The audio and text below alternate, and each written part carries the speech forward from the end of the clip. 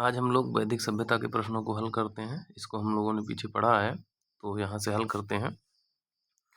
पहला प्रश्न है, पूर्व वैदिक या ऋग वैदिक संस्कृति का काल माना जाता है। तो हमने आपको बताया था कि जो वैदिक काल है वो उसके दो पार्ट हैं। इसके दो पार्ट हैं। एक सेकंड, जगह नहीं है यहाँ पे। वैदिक काल के दो पार्ट बनते हैं, एक ऋग वैदिक बनता है, ऋग वैदिक, एक उत्तर वैदिक बनता है। ये होता है 1500 से 1000 ईसा पूर्व तक। ये होता है 1000 से 600 ईसा पूर्व तक होता है। तो इसमें से वही काल पूछा गया है, तो ये 1500 से 1000 ईसा पूर्व, ए ऑप्शन सही हो जाएगा। दूसरा प्रश्न है, उत्तर वैदिक संस्कृत का काल किसे माना जाता है। तो ये देखिए, हमने बताया 1000 से 6000 ईसा पूर्व। ऑप्शन बी सही हो जाएगा, 1000 से 6000 ईसा पूर्व तक माना जाता है। अब क्वेश्चन नंबर 3 पे आते हैं। क्वेश्चन नंबर 3, आर्य शब्द का शाब्दिक अर्थ है। ए ऑप्शन है वीर या योद्धा, बी ऑप्शन है श्रेष्ठ या कुलीन, सी ऑप्शन है यज्ञकर्ता या पुरोहित, डी ऑप्शन है विद्वान। तो आर्य शब्द का हमने वहाँ बताया है कि श्रेष्ठ या कुलीन इसका मतलब होता है, तो ऑप्शन बी सही हो जाएगा। क्वेश्चन नंबर, आर्य मतलब श्रेष्ठ, कुलीन, मुख्य, विशिष्ट, ऐसे। और चौथा क्वेश्चन है, प्रारंभिक आर्यों के बारे में निम्न कथनों में से कौन सही नहीं है। पहला है ए ऑप्शन, ये संस्कृत बोलने वाले थे, बी ऑप्शन ये वे घुड़सवारी करते थे, सी ऑप्शन वे कई झुंडों में भारत पहुँचे, डी ऑप्शन वे मुख्यतः नगरों में निवास करते थे।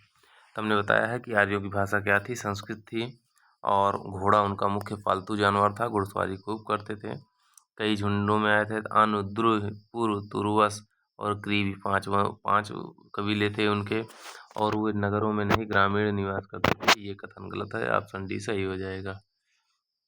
क्वेश्चन नंबर 5 है, इनमें से किस फसल का ज्ञान वैदिक काल के लोगों को नहीं था। फसल की बात कर रहा है, किस फसल का ज्ञान।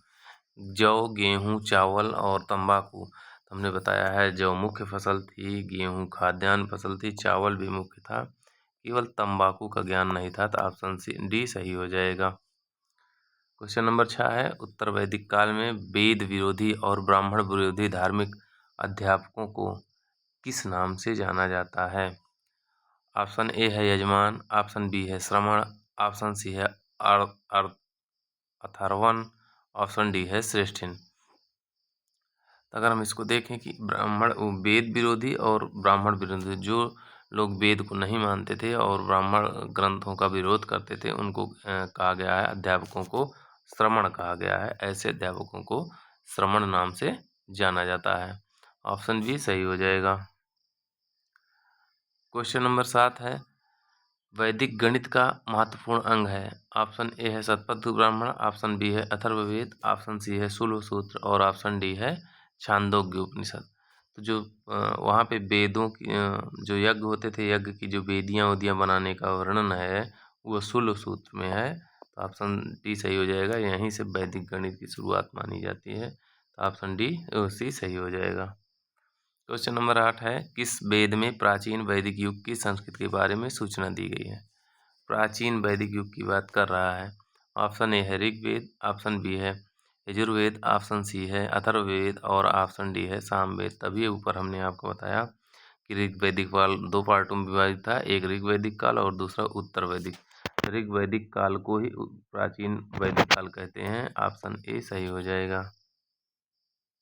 क्वेश्चन नंबर 9 है, निम्नलिखित में से उत्तर वैदिक, अब उत्तर वैदिक काल की बात कर रहा है, में लिखे गए ग्रंथों का सही क्रम है। पहला है ये ऑप्शन वेद, ब्राह्मण, आरण्यक और उपनिषद, बी ऑप्शन है वेद, उपनिषद, ब्राह्मण और आरण्यक, सी ऑप्शन है उपनिषद, वेद, ब्राह्मण और आरण्यक, डी ऑप्शन है वेद, आरण्यक और ब्राह्मण और उपनिषद। तो हमने बताया था कि वेदों को संहिता कहते हैं, संहिता के बाद ब्राह्मण ग्रंथ, ब्राह्मण ग्रंथ बाद आरण्यक, आरण्यक बाद उपनिषद। इस तरीके से ए ऑप्शन सही हो जाएगा, एकदम सही होगा। क्वेश्चन नंबर 10 है, वेदों की संख्या कितनी है। तो आप जानते हैं A option 2, B option 3, C option 4, D option 5। तो आप जानते हैं ऋग्वेद, यजुर्वेद, सामवेद, अथर्ववेद। वेद 4 हैं, ऑप्शन सी सही हो जाएगा। निम्नलिखित में से 3 वेद संयुक्त रूप से त्रयी या वेद त्रयी कहलाते हैं। तो ऑप्शन ए है ऋग्वेद, यजुर्वेद, सामवेद। ऑप्शन बी है ऋग्वेद, यजुर्वेद, अथर्ववेद। ऑप्शन सी है ऋग्वेद, सामवेद, अथर्ववेद। ऑप्शन डी है ऋग्वेद, सामवेद और अथर्ववेद। यजुर्वेद, सामवेद, अथर्ववेद। तो आपको हमने बताया है कि ऊपर के तीनों ऋग्वेद, यजुर्वेद, सामवेद, इनको वेद त्रयी कहा जाता है या त्रयी कहा जाता है। ऋग्वेद, यजुर्वेद, सामवेद, अथर्ववेद छोड़ दिया जाता है। तो ऑप्शन ए सही हो जाएगा। क्वेश्चन नंबर 12, भारत के राज्य चिन्ह में प्रयुक्त होने वाले सत्यमेव जयते किस उपनिषद से लिया गया है। ऑप्शन ए है मुंडक उपनिषद। ऑप्शन बी है कठ उपनिषद। ऑप्शन सी है ईश उपनिषद। ऑप्शन डी है बृहदारण्यक उपनिषद। तो अगर हम इसको देखें तो मुंडक उपनिषद से सत्यमेव जयते को लिया गया है। ऑप्शन ए सही हो जाएगा। 13 नंबर क्वेश्चन है ऋग्वैदिक आर्यों का मुख्य व्यवसाय क्या था। ऋग्वेद की बात कर रहा है। ऑप्शन ए है कृषि। ऑप्शन बी है पशुपालन। ऑप्शन सी है शिक्षा और ऑप्शन डी है व्यवसाय। हमने आपको बताया था कि जो सिंधु संस्कृत है और जो वैदिक है। सिंधु जो है ये व्यावसायिक नगरीय थी तो यहाँ व्यवसाय अधिक होते थे, ये व्यावसायिक हो गई। और ये जो वैदिक संस्कृत थी ये ग्रामीण थी और कृषि प्रधान थी। तो जो वैदिक संस्कृत होगी वो कृषि प्रधान हो जाएगी। तो कृषि और पशुपालन यहाँ का मुख्य हो जाएगा। इस तरीके से हम आपको देखेंगे तो पशुपालन इनका सबसे मुख्य हो जाता है। गौड़ और गाय सबसे महत्वपूर्ण जानवर हो जाता है और कृषि दूसरा होता है, कृषि होने लगती है। ग्रामीण जनसंख्या में पशुपालन और कृषि होगा, लेकिन पशुपालन ज़्यादा था। ऑप्शन बी हमारा सही हो जाएगा। 14 नंबर क्वेश्चन देखते हैं। भारतीय संगीत का आदि ग्रंथ कहा जाता है। ऑप्शन ए है ऋग्वेद। ऑप्शन बी है उपनिषद। ऑप्शन सी है यजुर्वेद और ऑप्शन डी है सामवेद। तो अगर हम इसको देखें आदि ग्रंथ किसको कहते हैं, इसमें देखिए एक शब्द मिल रहा है संगीत। तो संगीत किस में है, तो आप जानते हैं सामवेद में संगीत का जन्म होता है सामवेद से। तो ऑप्शन डी हमारा सही हो जाएगा। इसी में 7 स्वरों सा रे ग म प ध नि इन्हीं का उद्भव होता है। तो इस तरीके से ऑप्शन हमारा सही हो जाएगा डी सामवेद। अगला क्वेश्चन है प्रथम विधि निर्माता। विधि मतलब कानून होता है। A option Manu, B option Chanakya, C option Chandragupta और डी ऑप्शन सेल्यूकस। तो आप जानते हैं सबसे पहले विधि का निर्माण किसने किया था, मनु ने मनुस्मृति का निर्माण किया जो उसको पहला विधि ग्रंथ माना जाता है।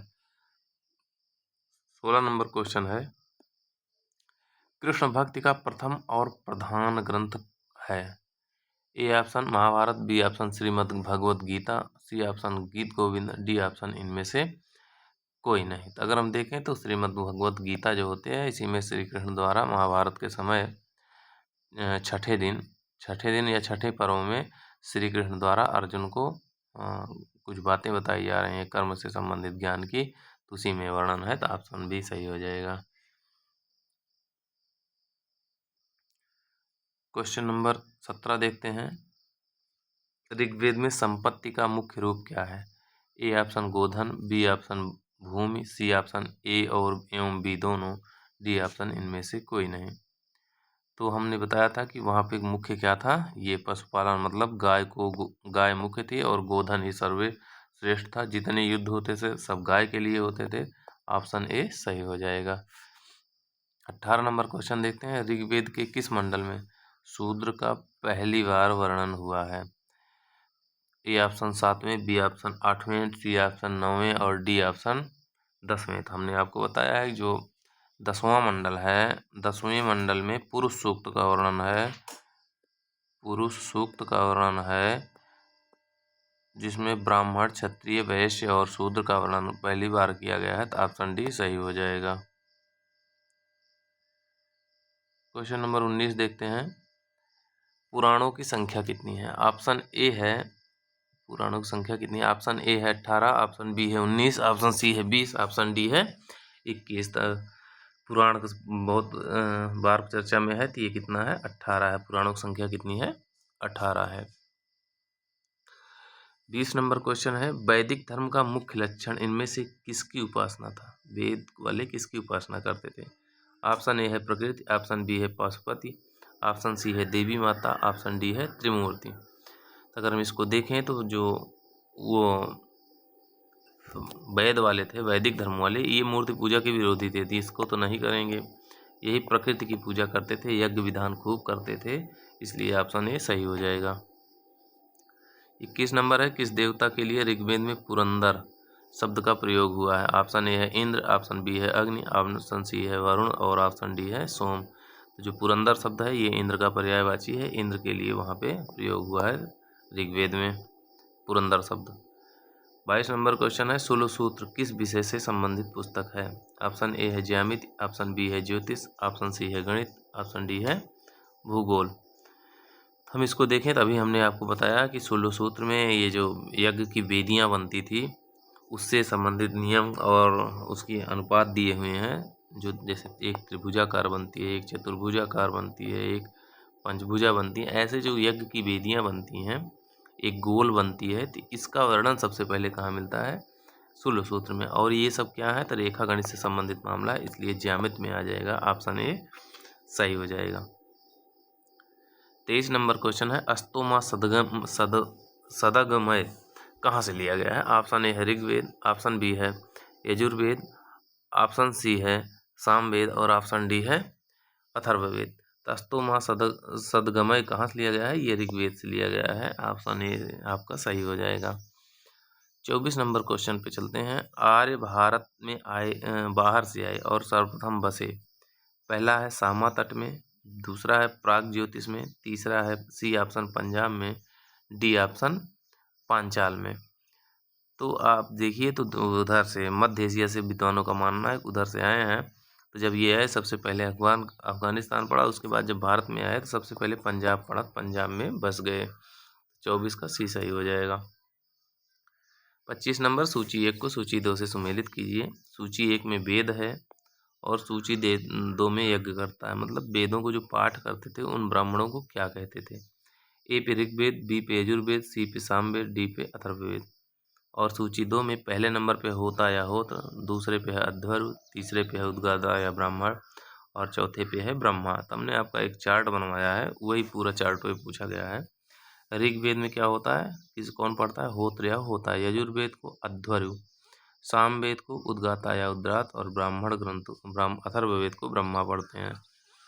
तो 1, 2, 3, 4 ऑप्शन ए हमारा सही हो जाएगा।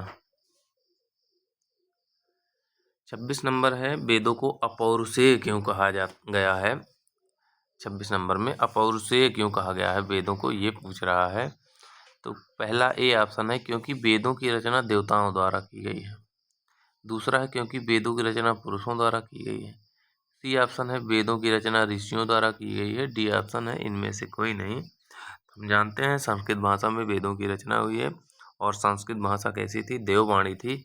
तो ऐसा माना जाता है अपौरुषेय का मतलब कि वेदों की रचना देवताओं द्वारा की गई है, ऑप्शन ए सही हो जाएगा। क्वेश्चन नंबर 27 है, वैशेषिक दर्शन के प्रतिपादक कौन थे? तो हमने एक चार्ट बनवाया है, उसमें Kapil, A option Kapil, B option Akshapada Gautam, C option Uluka Kanad और डी ऑप्शन पतंजलि। तो हमने आपको बताया कपिल जो हैं न्याय दर्शन के प्रतिपादक हैं। नहीं, कपिल न्याय के नहीं है भाई, न्याय के हैं गौतम, न्याय के गौतम, योग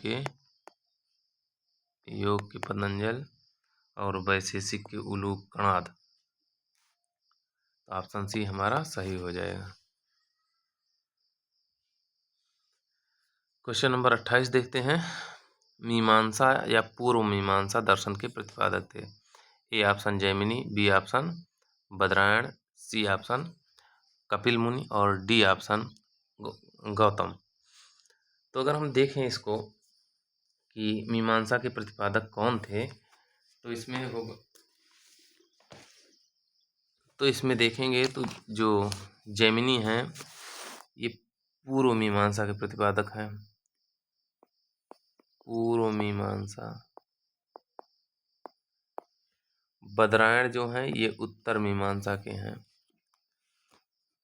बुद्ध जो हैं ये बौद्ध धर्म के प्रतिपादक हैं। और महावीर जो हैं ये जैन के हैं, ये बौद्ध के हैं।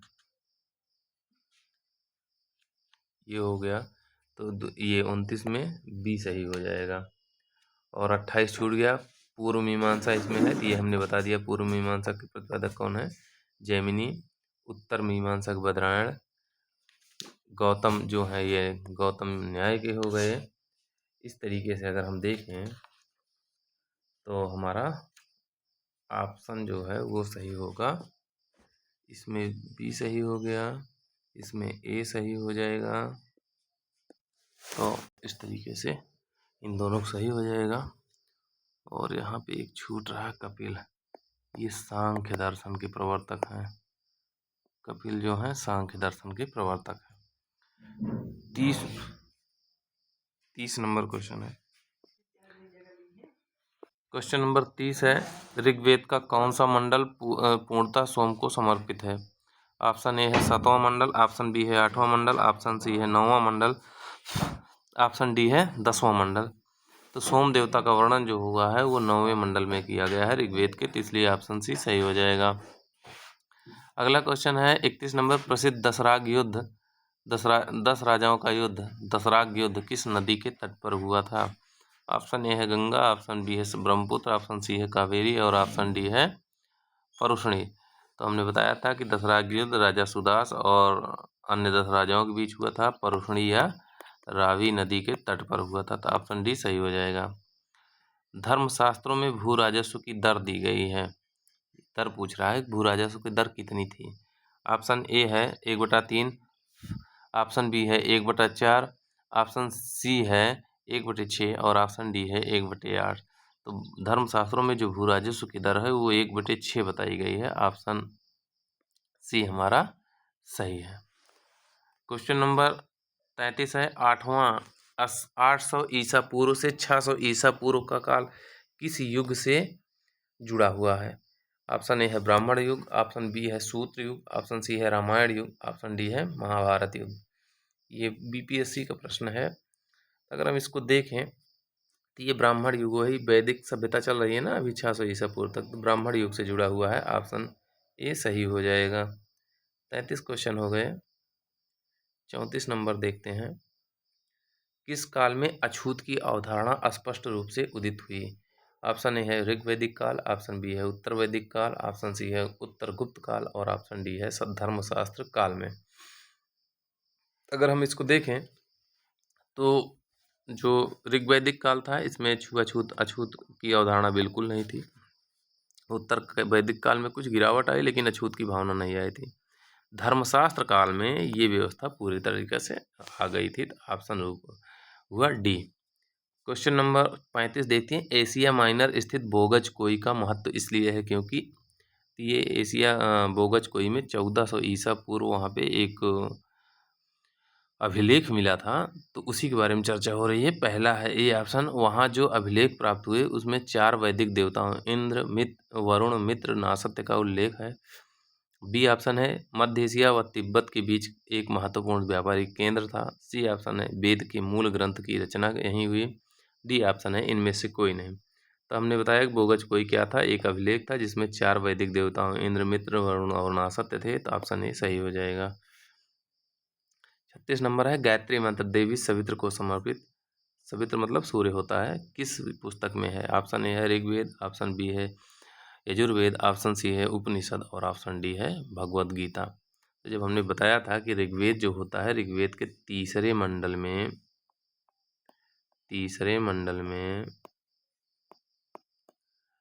विश्वामित्र द्वारा लिखित गायत्री मंत्र है, तो ऑप्शन ए सही हो जाएगा। अगला क्वेश्चन है, न्याय दर्शन को प्रचारित किया? ऑप्शन ए है चारवाक ने, ऑप्शन बी है गौतम ने, ऑप्शन सी है कपिल ने, ऑप्शन डी है जैमिनी ने। तो जो चारवाक थे इन्होंने चारवाक दर्शन का प्रतिपादन किया, न्याय दर्शन का प्रतिपादन गौतम ने किया, सांख्य का कपिल ने किया, जैमिनी ने पूर्व मीमांसा का किया। इस तरीके से देखें तो न्याय का पूछ रहा है, ऑप्शन बी सही हो जाएगा। प्राचीन भारत में निष्क से जाना जाता था, निष्क क्या था? ऑप्शन ए है स्वर्ण आभूषण, ऑप्शन बी गायें, ऑप्शन सी तांबे के सिक्के, ऑप्शन डी चांदी के सिक्के। तो इसको खूब बताए थे, गले के आभूषण था, तो ये स्वर्ण आभूषण था। ऑप्शन ए सही हो जाएगा। 39 नंबर क्वेश्चन देखते हैं। योग दर्शन के प्रतिपादक थे, ऑप्शन ए है पतंजलि, ऑप्शन बी है गौतम, ऑप्शन सी है जैमिनी और ऑप्शन डी है शंकराचार्य। ये बार बार आ रहा है, तो पतंजलि थे इसके। न्याय के गौतम हो जाएंगे, जैमिनी के पूर्व मीमांसक जैमिनी। ऑप्शन क्वेश्चन 40 है। उपनिषद पुस्तकें हैं, ऑप्शन ए धर्म पर, ऑप्शन बी है योग पर, ऑप्शन सी है विधि पर और ऑप्शन डी है दर्शन पर। जो उपनिषद पुस्तकें हैं ये ना तो धर्म पे हैं, ना योग पे हैं, ना विधि पे हैं, किस पे हैं? दर्शन पे हैं। तो ऑप्शन नंबर डी सही हो जाएगा। क्वेश्चन नंबर 41 देखते हैं। सूची 1 को सूची 2 से सुमेलित कीजिए तथा नीचे दिए गए कूट की सहायता से सही उत्तर चुनिए। सूची 1 में दिया है ऋग्वेद, ए पे बी पे यजुर्वेद, सी पे सामवेद और डी पे अथर्ववेद। दूसरे में दिया गया है 1 नंबर पे संगीतमय स्रोत, 2 नंबर पे स्रोत एवं कर्मकांड, 3 नंबर पे तंत्र मंत्र एवं वशीकरण, 4 नंबर पे स्रोत और प्रार्थनाएं। अगर हम इसको मिलान करें तो जो ऋग्वेद है इसमें प्रार्थना है, स्रोत और प्रार्थना यही पकड़िएगा। और यजुर्वेद में जो है संगीतमय, यजुर्वेद में कर्मकांड है भाई, स्रोत तो है ही, कर्मकांड है। सामवेद आप जानते हैं संगीत का वेद है। और अथर्ववेद में तंत्र मंत्र, जादू टोना, वशीकरण, ये सारी चीज़ें हैं। तो 4 2 1 3, 4 2 1 3 ऑप्शन ए सही हो जाएगा।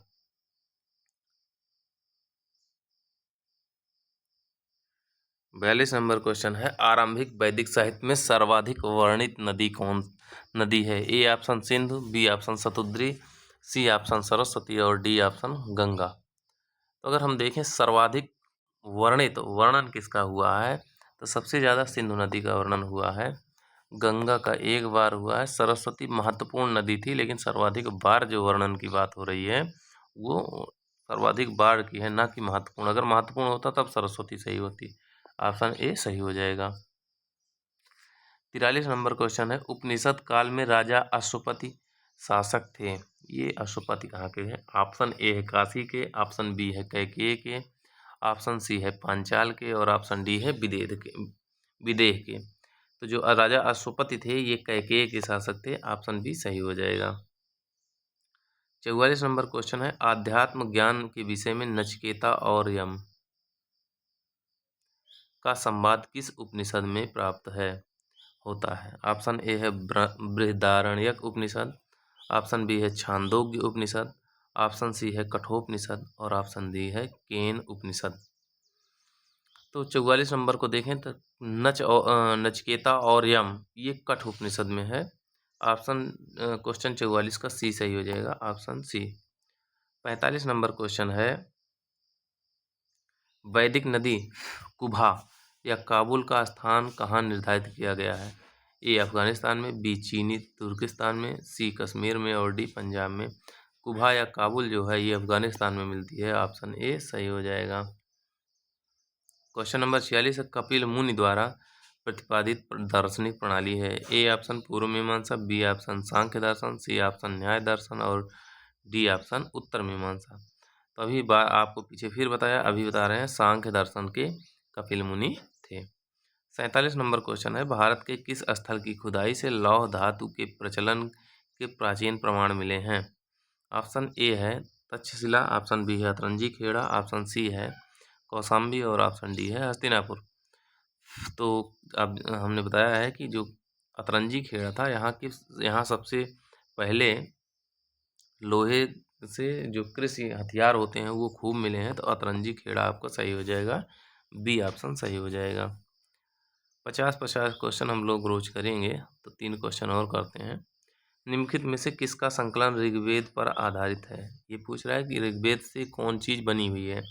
ए option Yajurveda, B option Samaveda, C option Atharvaveda, D option इनमें से कोई नहीं। तो हमने आपको बताया है कि जो ऋग्वेद है उसमें से लगभग आधे से अधिक सामवेद ऋग्वेद का ही एक प्रतिरूप बन गया है, उसी से सारे इसके छंद आ गए हैं, तो ऑप्शन बी सही हो जाएगा सामवेद। 48 नंबर हो गया। 49 नंबर चलते हैं। निम्न में से कौन प्रस्थान त्रयी में शामिल नहीं है? ये भी क्वेश्चन खूब पूछा जाता है। ऑप्शन ए है भागवत, ऑप्शन बी है भगवत गीता, ऑप्शन सी है ब्रह्मा सूत्र और ऑप्शन डी है उपनिषद। तो अगर हम देखें कौन शामिल नहीं है, तो वहाँ पे वेद त्रयी था, तो ऋग्वेद यजुर्वेद सामवेद था। यहाँ वेद त्रयी नहीं प्रस्थान त्रयी पूछ रहा है, तो इसमें भागवत शामिल नहीं होगा। भगवत गीता, ब्रह्मा सूत्र और उपनिषद शामिल हो जाएंगे, ये 3 शामिल होंगे। ऑप्शन ए सही हो जाएगा। 50 नंबर का क्वेश्चन है, कर्म का सिद्धांत संबंधित है। कर्म का सिद्धांत संबंधित है। ए ऑप्शन न्याय से, बी ऑप्शन मीमांसा से, सी ऑप्शन वेदांत से और डी ऑप्शन वैशेषिक से। तो जो कर्म का सिद्धांत है ये मीमांसा से संबंधित है, ऑप्शन बी सही हो जाएगा। इस तरीके से 50 क्वेश्चन हमारे हो गए। शेष अगले दिन।